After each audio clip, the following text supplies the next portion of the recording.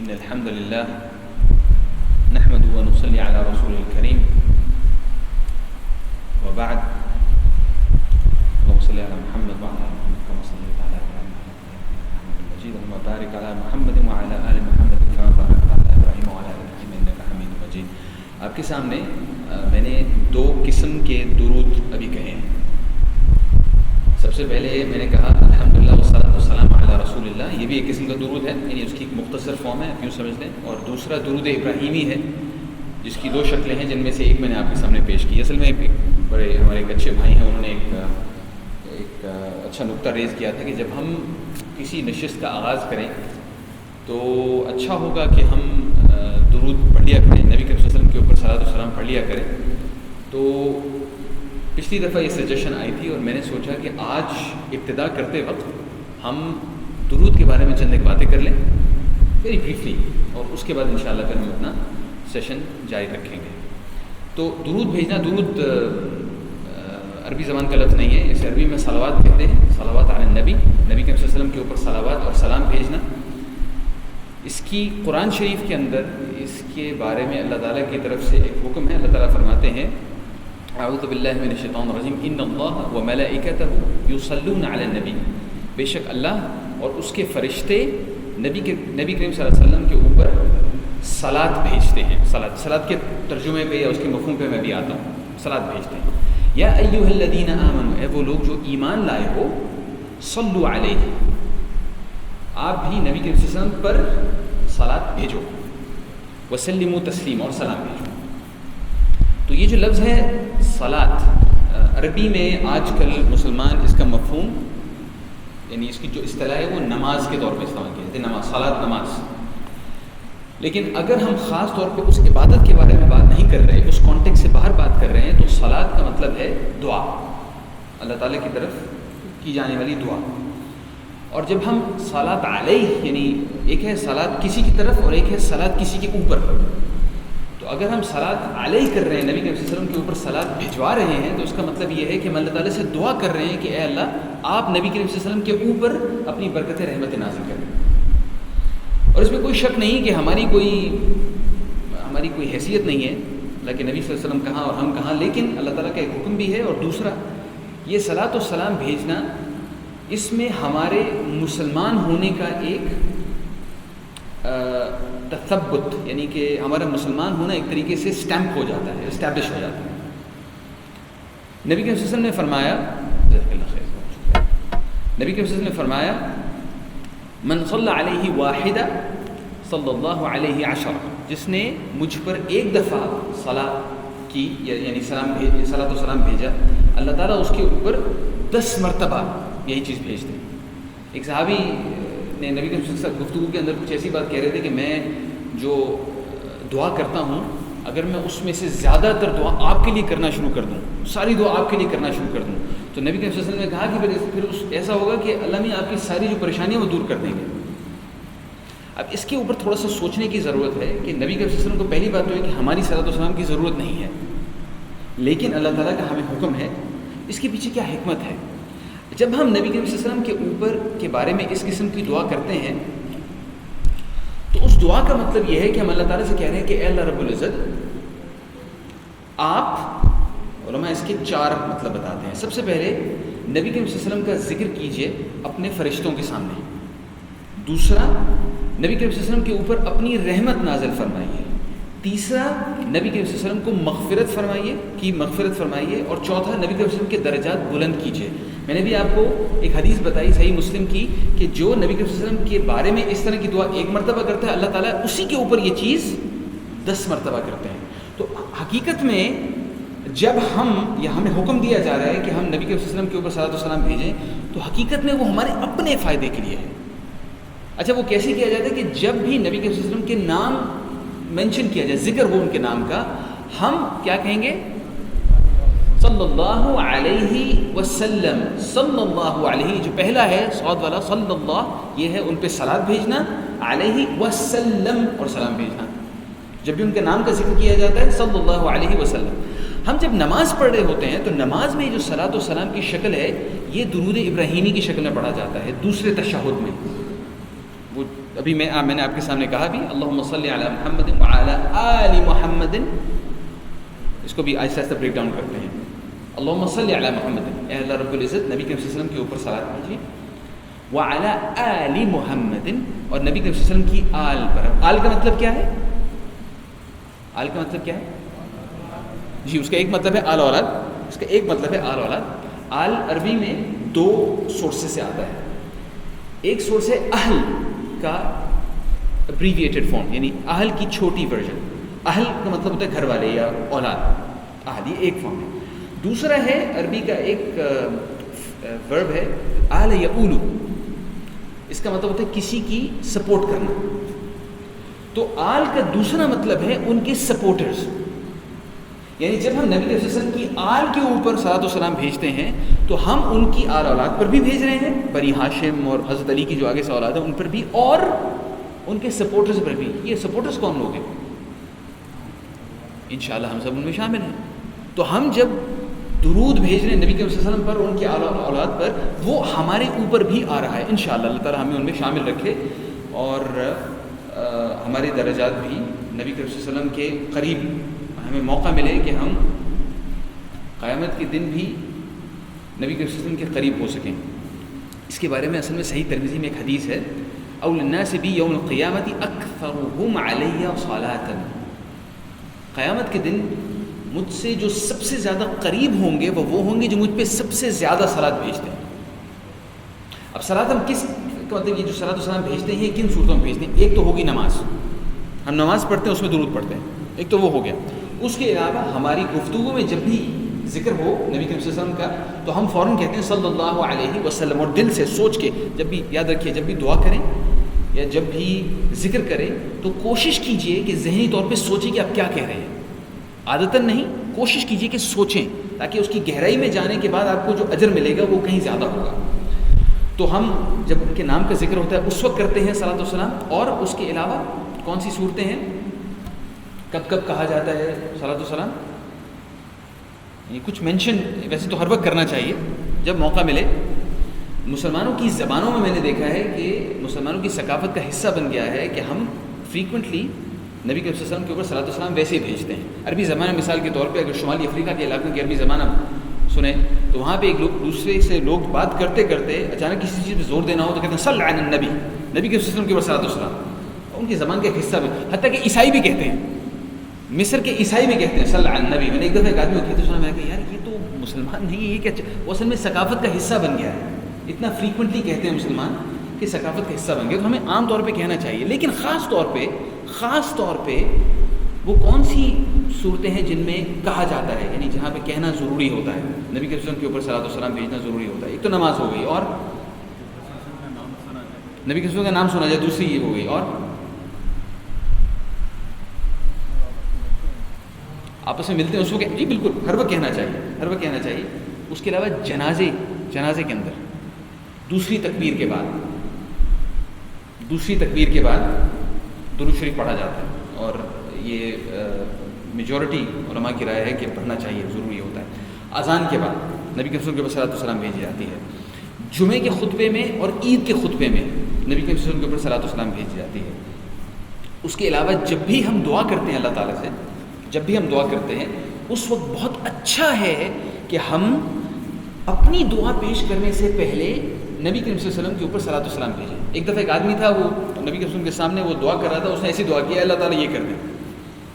تو نبی کریم صلی اللہ علیہ وسلم نے اس کی دعا سن کے کہا کہ یہ مطلب مناسب طریقہ نہیں ہے دعا کرنے کا. یہ اگر آپ چاہتے ہیں کہ آپ کی دعا اللہ تعالیٰ قبول فرمائیں تو سب سے پہلے اللہ تعالیٰ کی حمد و ثنا کریں، اس کے بعد نبی کریم صلی اللہ علیہ وسلم کے اوپر درود بھیجیں، اس کے بعد اپنی دعا پیش کریں. مطلب آپ سے اگر کسی نے کوئی چیز طلب کرنی ہو، وہ دھاڑ سے دروازہ کھول کے اندر آئے، آپ سے کہیں دو مجھے یہ، تو یہ ایک طریقہ ہے. دوسرا یہ ہے کہ وہ آپ کے ساتھ تمہید باندھے اور اپنے تعلقات کا اظہار کرے اور اس کے بعد کوئی چیز پوچھے. اور ہم تو کسی انسان سے نہیں بات کر رہے، ہم تو اللہ رب العزت سے بات کر رہے ہیں دعا کرتے وقت. تو یہ ایک اور موقع ہے جس کے اوپر صلاۃ والسلام بھیجنا ضروری ہے، کرنا چاہیے. اچھی بات ہے، انشاءاللہ آپ کی دعا مقبول ہوگی. اس کے علاوہ میں ایک اور چیز کا ذکر کرتا ہوں. جب بھی ہم کسی محفل میں بیٹھتے ہیں، نبی صلی اللہ علیہ وسلم نے فرمایا کہ اگر کسی محفل میں لوگ ایک دوسرے سے ملتے ہیں اور اس کے بعد الگ ہوتے ہیں اور انہوں نے اللہ تعالیٰ کی حمد و ثنا نہیں کی اس محفل میں اور نبی کے وسلم کے اوپر درود نہیں بھیجا، تو یہ ان کے لیے قیامت کے روز ان کے لیے پچھتاوے کا ذریعہ بن جائے گی. یہ ان کے لیے پچھتاوے کا ذریعہ بن جائے گی، کیونکہ یہ اتنی بڑی اپرچونٹی ہے، اتنی بڑی یوں سمجھیے کہ سعادت حاصل ہو سکتی ہے اس سے، کہ اگر وہ نہیں کی تو پھر قیامت کے دن ایک بڑا مسئلہ ہوگا. تو بہتر ہے کہ ہم ہر محفل میں جب ملتے ہیں کہ اپنے بھائیوں سے جب بھی ہماری ملاقات ہوتی ہے اس میں کہیں چھوٹا سا ذکر ہو جائے، اللہ تعالیٰ کی حمد و ثنا بھی ہو جائے اور نبی صلی اللہ علیہ وسلم کے اوپر صلاۃ و سلام بھی بھیج دیا جائے. تو یہ چند ایک چیزیں تھیں اس حوالے سے. آخری چیز جس کا میں ذکر کرنا چاہتا ہوں وہ ہے یہ جو سیکنڈ ٹو لاسٹ میں نے لکھی ہوئی ہے، البخیل من ذکرت عنده من ذکرت عنده فلم يصل علیہ، کہ تم جاننا چاہتے ہو کنجوس کون ہوتا ہے؟ کنجوس نبی صلی اللہ علیہ وسلم نے فرمایا، صحیح ترمذی میں حدیث ہے یہ. تم جانتے ہو کنجوس کون ہے؟ کنجوس وہ ہے جس کے سامنے میرا ذکر آئے اور وہ مجھ پر صلاۃ و سلام نہ بھیجے. اللہ تعالیٰ ہمیں اس سے بچائے اور موقع دے کہ ہم کثرت سے فریکوینٹلی ہم نبی کے رسول کے اوپر صلاۃ و سلام بھیجیں، اور اس سے ہمیں نبی کے رسول کی انشاءاللہ قیامت کے دن قربت بھی حاصل ہوگی اور ہمارے اپنے لیے بھی دنیا میں بھی آخرت میں بھی فائدے کی بات ہے. تو اس سے ہم پھر ابتدا کرتے ہیں آج کے سیشن کی. پچھلی دفعہ کا خلاصہ ہمیشہ کی طرح ہم نے پچھلی دفعہ بات کی تھی سب سے پہلے نبی کے وسلم کی خدیجہ رضی اللہ تعالی عنہا سے شادی خانہ بازی کے بارے میں، نبی کے وسلم کی اولاد کے بارے میں بھی کچھ بات ہوئی تھی. اس کے بعد ہم نے یہ بات کی تھی کہ قریش نے کعبہ شریف کی اثر نو تعمیر کی، اس کے بارے میں ہم تفصیل سے بات کی. اسے ڈھایا گیا، دوبارہ اٹھایا گیا. یہ نبی کے وسلم کی عمر کا 35واں سال تھا تقریباً، اور اس میں جو واقعات پیش آئے ہم نے ان کے بارے میں بات کی. ایک چیز جو میرے ذہن سے رہ گئی تھی وہ میں آج اس کو ایمفیسائز کرنا چاہتا ہوں، وہ یہ ہے کہ ابو جہل جسے اسلام سے پہلے یا اس کی اسلام سے مخالفت سے پہلے اسے کیا کہا جاتا تھا؟ ابو الحکم، حکمت کا باپ، یہ بڑا ذہین آدمی، حکمت کا باپ. تو اس نے جب یہ کعبے کی تعمیر ہونے والی تھی تو اس نے قریش کے لوگوں کو کہا کہ دیکھو قریش کے لوگوں، ہم نے اللہ کا گھر تعمیر کرنا ہے، اس میں صرف حلال کمائی استعمال ہونی چاہیے. ابھی اسلام سے پہلے کی بات ہے تو میں آپ کے سامنے 2-3 چیزیں ذکر کروں گا، اب ذہن میں رکھیں کہ یہ قریش کے مطابق حلال کمائی کا مطلب کیا تھا. دیکھا کہ اس کے اندر ہم فلاں چیزیں ہیں ان کی کمائی استعمال نہیں کریں گے. فاحشہ عورت کی کمائی، کیونکہ وہ لوگ اپنی لونڈیوں کو اس مقصد کے لیے استعمال کرتے تھے، وہ اس میں نہیں آنی چاہیے. دوسری، سود اس میں نہیں ہونا چاہیے. قریش بھی یہ چیز جانتے تھے، غیر مسلم قریش بھی یہ چیز جانتے تھے کہ یہ حرام ہے. حضرت ابراہیم کے زمانے سے چیز چلی آ رہی تھی. کسی کا نہ حق لیا ہوا مال جو کسی کا ہے اور ہم نے زبردستی اس پہ قبضہ کیا ہوا ہے وہ بھی اس میں استعمال نہیں ہوگا. تو اب یوں سمجھ لیجیے کہ ابو جہل جیسا ظالم فرعون وہ بھی یہ چیزیں جانتا تھا کہ حلال و حرام میں کیا فرق ہے اور اس میں صرف حلال استعمال ہونا چاہیے.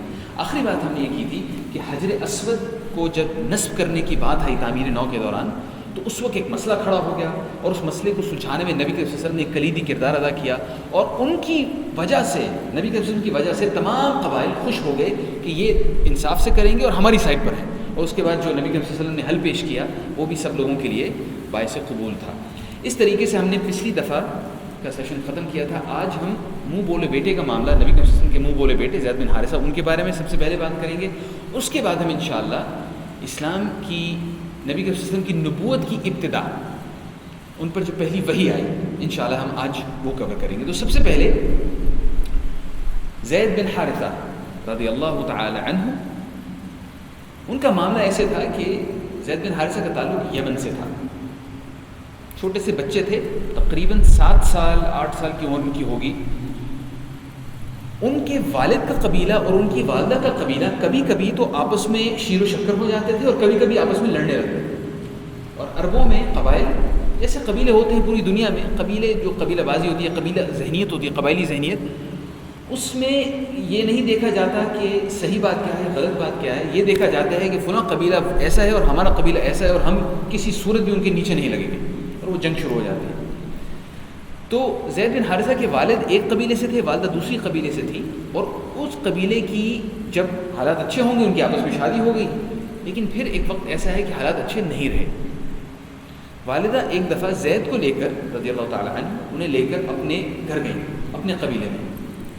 بچے کا باپ مخالف قبیلے سے ہے بچے کی والدہ اس قبیلے سے، تو وہاں پر تھی، اپنے ماں باپ کے گھر پہ تھی، ملنے کے لیے آئی تھی. اسی دوران میں ان دونوں قبائل میں جھڑپ ہو گئی. تو ان کی اپنے قبیلے کے لوگوں نے، یعنی کہ زید کی والدہ کے اپنے قبیلے کے لوگوں نے دیکھا کہ یہ بچہ، اس کا باپ تو فلاں قبیلے سے ہے نا، موقع ہے اسے پکڑ.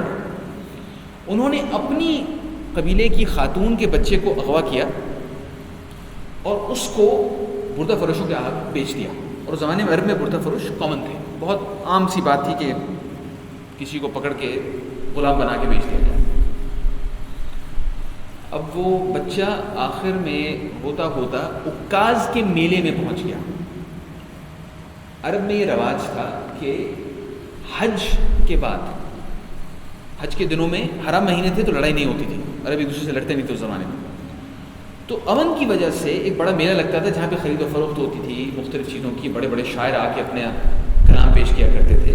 عکاظ عربی میں، اردو میں عکاز. عکاز کے میلے میں، بلکہ میں نے یہاں پہ لکھا بھی ہوا ہے، عکاز کے میلے میں زید رضی اللہ تعالیٰ عنہ کو، اس چھوٹے سے بچے کو فروخت کے لیے رکھ دیا گیا. اللہ تعالیٰ کا کرنا ایسا ہوا کہ حضرت خدیجہ بنت خویلد رضی اللہ تعالیٰ عنہ، جو بعد میں نبی کے وسلم کی زوجہ محترمہ بنی، اس وقت تک وہ ابھی ان کی شادی نہیں ہوئی تھی. تو اس دوران میں انہوں نے اپنے بھتیجے کو بھیجا. بھتیجے کا نام تھا حکیم بن حزام رضی اللہ تعالیٰ عنہ، کیونکہ وہ بھی بعد میں مسلمان ہوئے. حکیم بن حزام، ان کو بھیجا کہ بھائی مجھے ضرورت ہے گھر میں ایک خادم کی، تو میرے لیے غلام خرید لینا تم وہاں سے. تو وہ گئے اور انہوں نے دیکھا مختلف غلام نظر، انہیں بچہ جو نظر آیا 7-8 سال کا، انہوں نے کہا یہ اچھا لگ رہا ہے، کسی شریف خاندان سے اس کا تعلق لگ رہا ہے، تو اس کو خریدے. اچھی خاصی قیمت تھی، 400 درہم کے قریب بتایا جاتا ہے، مہنگی سودا ہوا. انہوں نے بچے کو خریدا اور لے کر اپنے ساتھ آ گئے اور اپنی خالہ کو دے دیا یا اپنی پھوپھی کو دے دیا، پھوپھی کے حوالے کر دیا. تو حضرت خدیجہ کے پاس زید رہے حتیٰ کہ حضرت خدیجہ کی شادی ہو گئی. اس شادی کے بعد حضرت خدیجہ نے تحفے میں حضرت زید بن حارثہ کو نبی کے وسلم کو دے دیا، اور غلاموں کو اس طریقے سے تحفے میں بھی دیا جاتا تھا. نبی کے وسلم ایسے آدمی تھے کہ وہ غلام کو غلام کی حیثیت سے ٹریٹ نہیں کرتے تھے، وہ اپنے بچے کی حیثیت سے ٹریٹ کرتے. جیسے ان کا خاندان ہے ویسے ان کا غلام ہے.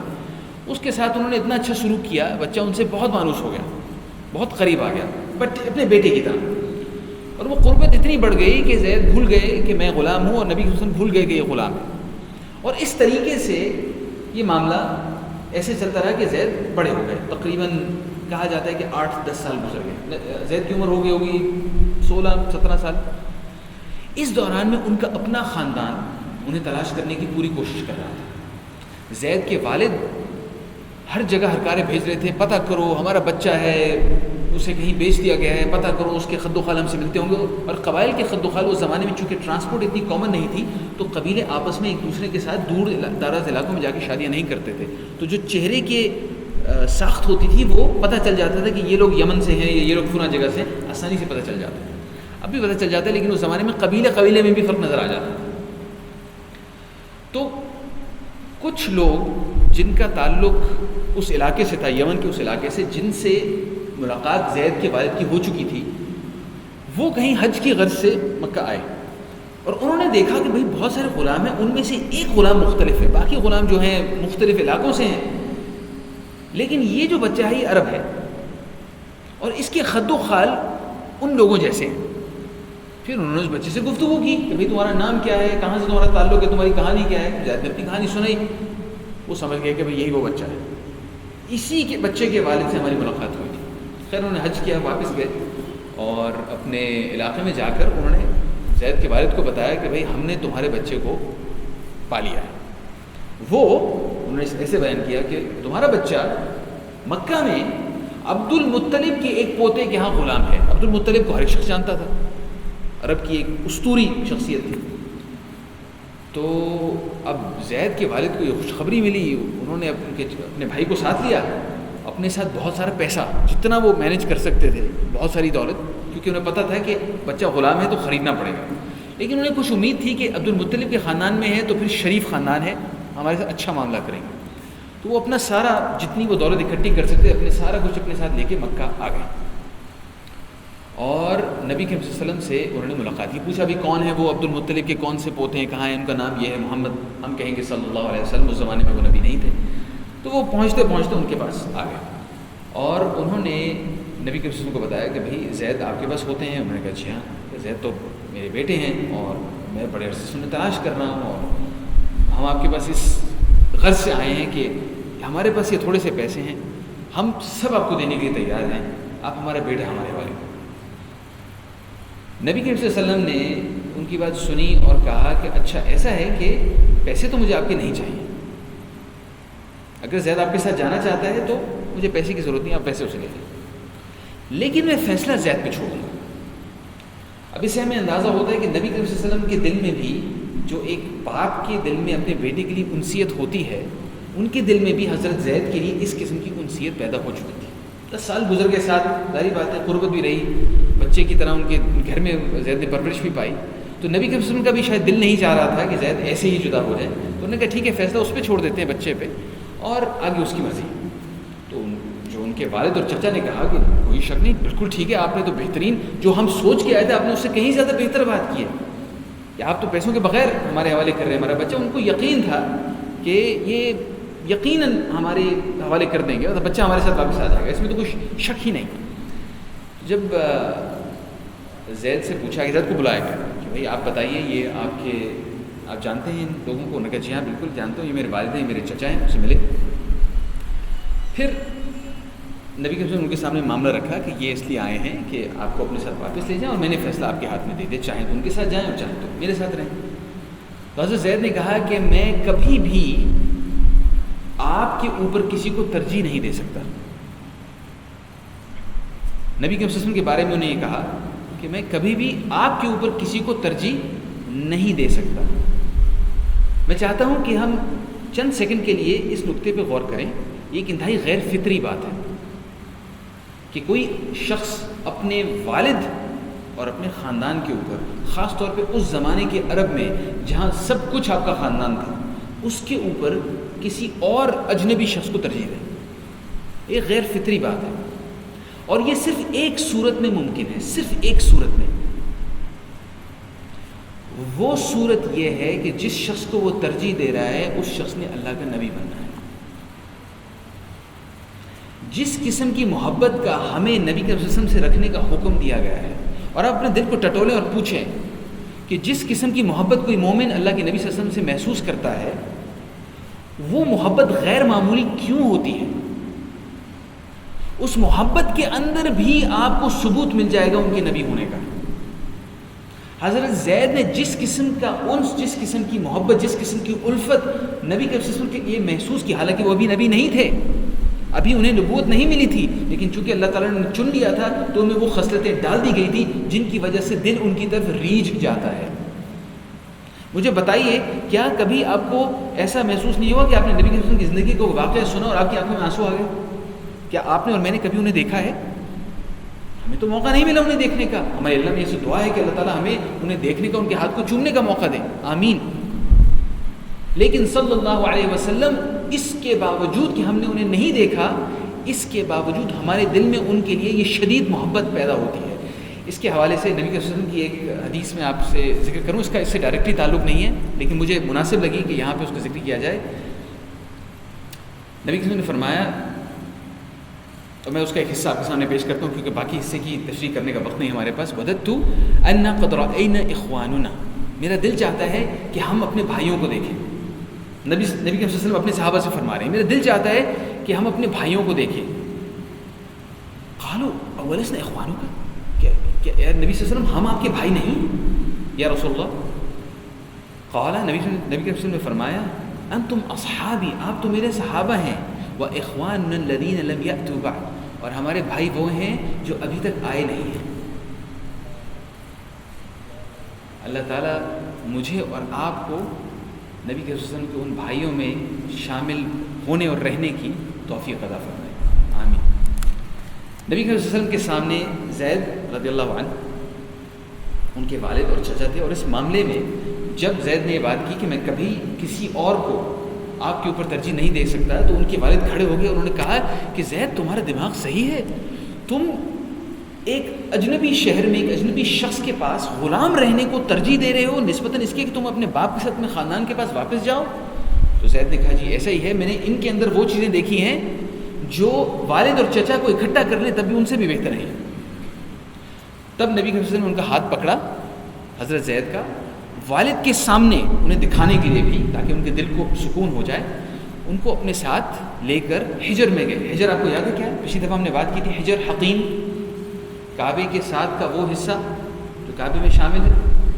نبی صلی اللہ علیہ وسلم حضرت زید کو لے کر وہاں گئے اور وہاں پہ جا کر اعلان کیا کرتے تھے لوگ، تو نبی صلی اللہ علیہ وسلم وہاں کھڑے ہو کر اعلان کیا ہے، سن لو مکہ کے لوگوں، زید آج کے بعد آزاد ہیں اور میرے بیٹے ہیں، میں یہ مجھ سے وراثت میں لیں گے اور میں ان سے وراثت میں لوں گا، یعنی جو باپ اور بیٹے کا تعلق ہوتا ہے میرا ان کے ساتھ ایسا تعلق ہے۔ اس کے بعد سے زید کا نام زید بن محمد ہو گیا، اور زید کا نام زید بن محمد رہا اس وقت تک جب تک، آپ کو معلوم ہے کب تک؟ جب تک قرآن شریف میں اللہ تعالیٰ نے خود نازل نہیں فرما دیا کہ ان کو ان کے والدین کے ناموں سے بلایا کرو، ادعوہم لآبائہم، نام کی نسبت ہمیشہ والد کی طرف ہونی چاہیے، حقیقی والد کی طرف۔ یعنی ٹھیک ہے آپ بچوں کی پرورش کریں، اڈاپٹ کر رہے ہیں بچوں کو، ان کا خیال رکھ رہے ہیں، اس میں کوئی بڑی اچھی بات ہے، لیکن نام ہمیشہ اس کے اپنی اصلی والد کی طرف جانا چاہیے۔ اور اس کے ساتھ ایسوسیٹڈ ایک ذرا ٹینس قسم کا ایک واقعہ بھی ہے، نبی صلی اللہ علیہ وسلم کی حضرت زینب بن جحش رضی اللہ عنہا کے ساتھ جو اللہ تعالیٰ نے شادی کروائی، اس ایک عربوں میں ایک رواج چلا آ رہا تھا متبنہ بنانے کا، متبنہ اس کو توڑنے کا۔ یہ جب موقع آئے گا انشاءاللہ اللہ تعالیٰ ہمیں موقع دے تو ہم اس بارے میں بھی بات کریں گے۔ ابن عمر یعنی حضرت عبداللہ بن عمر رضی اللہ عنہ، جب بھی فقہ میں یا حدیث میں یا سیرت میں ابن عمر کہا جاتا ہے تو ابن عمر کا مطلب ہوتا ہے حضرت عمر کے بیٹے حضرت عبداللہ بن عمر رضی اللہ عنہما، دونوں پہ رضی اللہ عنہ۔ وہ کہتے ہیں کہ ہم ہمیشہ زید کو زید بن محمد کہتے تھے، ہمارا خیال تھا وہ زید بن محمد ہی ہیں، حتیٰ کہ یہ آیت نازل ہوئی، حتیٰ کہ صحابہ کو بھی معلوم نہیں تھا، جو صحابہ جو چھوٹی عمر کے صحابہ تھے جنہوں نے واقعہ نہیں دیکھا تھا انہیں بھی معلوم نہیں تھا، وہ بھی ہمیشہ ان کو زید بن محمد سمجھتے تھے، کیونکہ نبی صلی اللہ علیہ وسلم ہمیشہ انہیں اپنے بیٹے کی طرح ٹریٹ کرتے تھے اور وہ نبی صلی اللہ علیہ وسلم کو ہمیشہ اپنے والد کی طرح ٹریٹ کرتے تھے، تو اس وجہ سے ہمیشہ لوگوں میں یہ بات انڈرسٹوڈ تھی۔ تو زید بن حارثہ اس کے بعد نبی صلی اللہ علیہ وسلم کے پاس رہے اور ان کے پاس ہی جوان ہو گئے، ان کی شادی ہو گئی۔ آپ میں سے چندوں کو معلوم ہے کس کے ساتھ پہلی شادی کس کے ساتھ ہوئی تھی؟ اچھا، زینب بن جحش کے ساتھ پہلی شادی نہیں ہوئی تھی، بعد میں ہوئی۔ پہلی شادی کس کے ساتھ ہوئی تھی؟ حضرت، وہ بھی صحابیاں، ان کا ذکر پہلے سیرت میں ہم کر بھی چکے ہیں۔ نبی صلی اللہ علیہ وسلم کے ایک طرح سے ان کے خاندان سے ہی تھی، کا نام تھا حضرت ام ایمن رضی اللہ عنہا۔ حضرت ام ایمن کون ہے؟ نبی صلی اللہ علیہ وسلم کی دائی، جنہوں نے نبی صلی اللہ علیہ وسلم کا خیال رکھا تھا۔ آپ کو یاد ہے واقعہ کہ حضرت آمنہ کے ساتھ نبی صلی اللہ علیہ وسلم مدینہ سے واپس تشریف لا رہے تھے، راستے میں حضرت آمنہ کی طبیعت خراب ہو گئی اور پھر وہ فوت ہو گئی، تو وہ کون بچی تھی جو حضرت آمنہ کی غلام تھی؟ اس نے پھر نبی صلی اللہ علیہ وسلم کا خیال رکھا اور انہیں واپس اپنے ساتھ مکہ لے کے آئی اور پھر ان کے خاندان میں رہی، ایک طرح سے والدہ کی طرح۔ ان کا نام تھا حضرت ام ایمن رضی اللہ عنہ۔ اللہ تعالیٰ نے حضرت ام ایمن کو لمبی عمر دی، نبی صلی اللہ علیہ وسلم کی وفات کے بعد بھی وہ زندہ رہی اور انہوں نے نبی صلی اللہ علیہ وسلم کو پوری زندگی دیکھا۔ اور یہ اللہ کی مرضی یہ ہے کہ ہمیں نبی صلی اللہ علیہ وسلم کے بچپن کے بارے میں چند ہی باتیں معلوم ہے۔ کوئی اب سوچیں، اگر میرے ایک استاد ہی کہا کرتے تھے کہ اب سوچیں اگر کہ کوئی حضرت ام ایمن کے پاس بیٹھتا اور کہانیاں سنتا اور ساری نوٹ کر لیتا، ہم تک وہ پہنچ جاتی تو کتنا اچھا ہوتا۔ لیکن ہمیں اس چیز پر ایمان ہے کہ اللہ تعالیٰ نے وہ چیز ہم تک پہنچا دی ہے جس کا پہنچانا ضروری تھا۔ تو خیر یہ وہ حضرت ام ایمن ہیں، ان کے ساتھ حضرت زید کی شادی خانہ آبادی ہو گئی اور ان کے بطن سے پھر پیدائش ہوئی حضرت زید کے بیٹے کی، حضرت اسامہ بن زید رضی اللہ عنہما۔ یہ نام اہم ہے جس وجہ سے میں اس پہ زیادہ زور دے رہا ہوں۔ حضرت اسامہ وہی حضرت اسامہ ہیں جو کہ ایک لشکر کو لے کر نکلنے والے تھے مدینہ سے جس وقت نبی صلی اللہ علیہ وسلم کی طبیعت خراب ہوئی اور اس کے بعد ان کی وفات ہو گئی صلی اللہ علیہ وسلم۔ اور پھر حضرت ابوبکر اور حضرت عمر کے درمیان میں اس بات پہ اختلاف ہوا کہ کیا آرمی کے ہیڈ کے طور پہ حضرت اسامہ کو معزول کر کے کسی اور کو لگا دینا چاہیے۔ حضرت عمر نے کہا کہ تبدیل کر دیں، حضرت ابوبکر نے کہا یہ ممکن نہیں کہ کسی کو اللہ کے نبی صلی اللہ علیہ وسلم نے بنایا ہو لشکر کا کمانڈر اور میں اسے ہٹا دوں، یہ ممکن نہیں ہے۔ اور اس کے بعد اس کی حکمت بھی بات نظر آئی۔ وہ کیوں کیا گیا تھا؟ کیونکہ حضرت زید بن حارثہ رضی اللہ عنہ جنہیں نبی کریم صلی اللہ علیہ وسلم نے کئی سریات میں بھیجا، کئی ایکسپیڈیشن سریات کو سریہ ایک ایسا ایکسپیڈیشن ہے جسے نبی کریم صلی اللہ علیہ وسلم نے بھیجا مدینہ میں، جو ایکسپیڈیشن بھیجا کرتے تھے جن میں خود وہ شریک نہیں ہوتے تو اسے سریہ کہتے تھے، خود شریک ہوتے تو اسے غزوہ کہتے تھے۔ تو حضرت زید کو جب بھی نبی کریم صلی اللہ علیہ وسلم نے کسی سریہ میں بھیجا ہمیشہ کمانڈر بنا کے بھیجا، زید رضی اللہ تعالیٰ عنہ کو ہمیشہ کمانڈر بنا کے بھیجا۔ تو حضرت زید معرکہ مؤتہ نام کی ایک جگہ تھی جس میں فتح مکہ کے بعد رومیوں نے مسلمانوں کو ڈرانے دھمکانے کے لیے اپنی فوجوں کے ساتھ پیش قدمی کی تھی۔ نبی کریم صلی اللہ علیہ وسلم نے اپنے صحابہ کا ایک لشکر تیار کیا، 3000 کے قریب لوگ تھے اس کے اندر، اور بہت بڑا لشکر تھا ان کی استطاعت کے مطابق، اور اس لشکر نے پھر پیش قدمی کی۔ اس لشکر کا کمانڈر بنایا حضرت زید بن حارثہ کو، لیکن وہ اتنی خطرناک جنگ تھی کہ نبی صلی اللہ علیہ وسلم نے فرمایا کہ دیکھو اگر زید کو کچھ ہو جائے رضی اللہ تعالیٰ عنہ تو پھر ان کی جگہ میرے کزن حضرت جعفر بن ابی طالب، حضرت علی کے بھائی، وہ کمانڈر ہوں گے۔ اگر ان کو کچھ ہو جائے تو پھر حضرت عبداللہ بن رواحہ رضی اللہ عنہ وہ کمانڈر ہوں گے۔ یہ 3 کی وصیت نبی کے فرمائی۔